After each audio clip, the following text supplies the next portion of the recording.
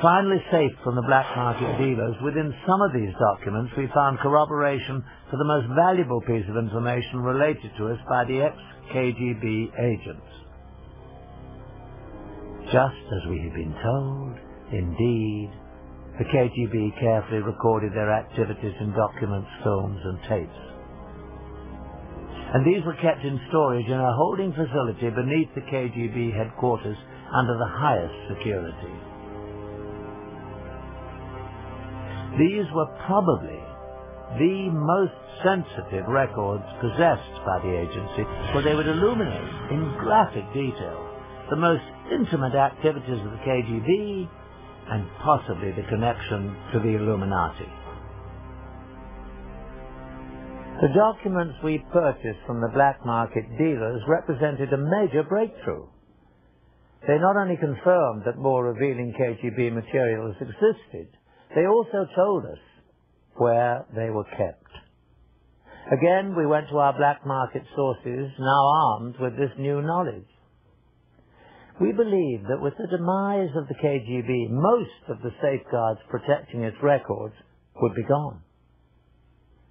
Someone out there must have the knowledge and access to be able to supply them to us for a price.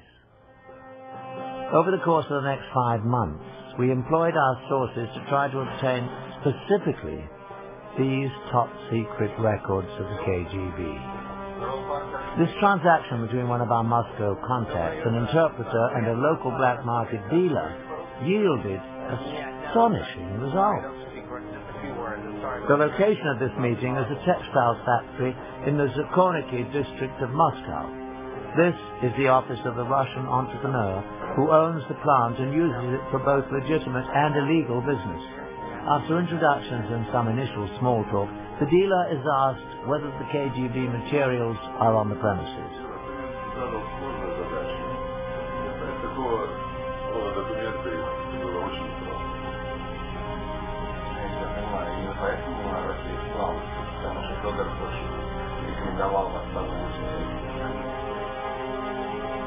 From a safe, documents are produced that relate to the films and tapes the dealer has promised to deliver.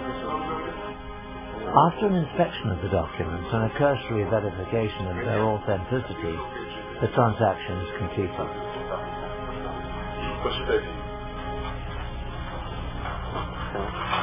Okay, well thank you. Спасибо. Nice to meet you. Money changes hands, and the tense group is led to another office where the films and tapes are said to be stored.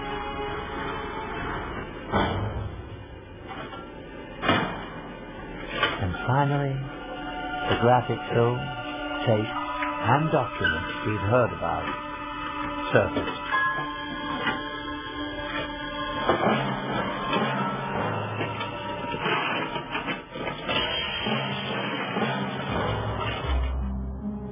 In a startling revelation within the classified documents we obtained, we find proof that the Illuminati infiltrated the Soviet Union and the KGB. These communiques between two high-level KGB agents actually refer to the original illuminated one, Adam Weishaupt, by name. They go on to allude to a connection with two past rulers of Russia, Joseph Stalin and Nikita Khrushchev. Our mission to place agents within the walls of the Vatican is a goal that the founder Weishaupt talked about 200 years ago. It is something that has been attempted through the years by both Stalin and Khrushchev with no success, but I believe we can finally do it this time. What's more, in the lab our investigators made an alarming discovery. A magnified view reveals that an unnoticeable dot, the period at the end of the final sentence on the page, is actually a seal. It is the unfinished pyramid with an iron triangle above it. The official insignia of the Illuminati, a marking used by the secret society since its creation in 1776. The KGB was determined to infiltrate the Vatican. Why would this, of all places, be of such critical interest to the Russians? The answer is simple. The Russians would have no interest in the Vatican, but the Illuminati would. Not only would it further the vendetta against the Catholics, but it would be important for the greater purpose of gaining control of the world.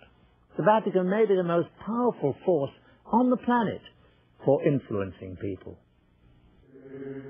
Policies dictated by the Vatican affect 1 billion people spread across the globe on every continent, in comparison to less than 300 million under the direct influence of the US or the former USSR. Reigning at the top of this vast empire of followers is one man, the Pope, whose words and wishes are considered by his followers to have divine inspiration. No other person on earth has such extraordinary power and influence. The Illuminati would have a great interest in exerting whatever influence they could on the Pope and his advisors. The KGB had a staff of agents permanently assigned to Rome, but the Vatican City exists as a very closed world, an officially recognized independent state with its own government. In effect, it is a sovereign state existing within the city of Rome. Surveillance of it from the outside is very incomplete. From more secret KGB documents we have obtained, we learn that in 1972, the Illuminati, using the people they had in the KGB, formulated a bold plan to position one of their people within the walls of the Vatican. Again, the period at the end of the final sentence on the document is actually the miniature pyramid and eye, the official insignia of the Illuminati. At last, the secret brotherhood could begin to control the Catholic Church from the inside. An agent was sent to the Vatican posing as a Ukrainian priest, driven from his country by the communists for anti-communist rhetoric. He was quickly accepted by the pro-American Vatican clergy. After only a few months, he achieved his primary objective, gaining the confidence of the office of Cardinal Vilo, the Secretary of State of Pope Paul VI. In this exclusive KGB film footage we obtained, on the right is the agent posing as a priest. On the left is the chief assistant to Cardinal Vilo.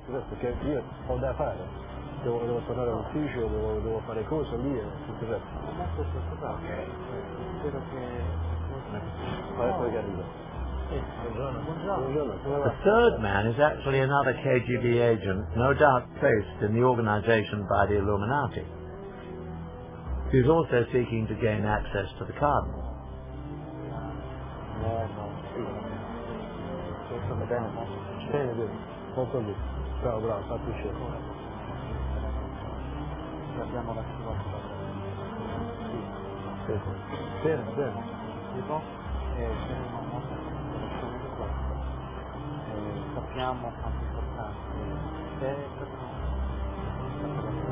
When Vilo's assistant is sent on his customary monthly trip to Milan, the KGB installs a camera in his hotel room. In typical KGB fashion, the priest is about to be set up to be blackmailed to assure his continued cooperation. Over several days, a woman becomes friendly with him and gains his trust.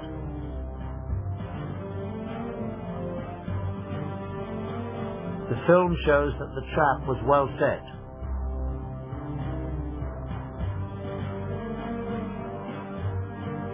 One night, the woman comes to his room to take him to a dinner meeting.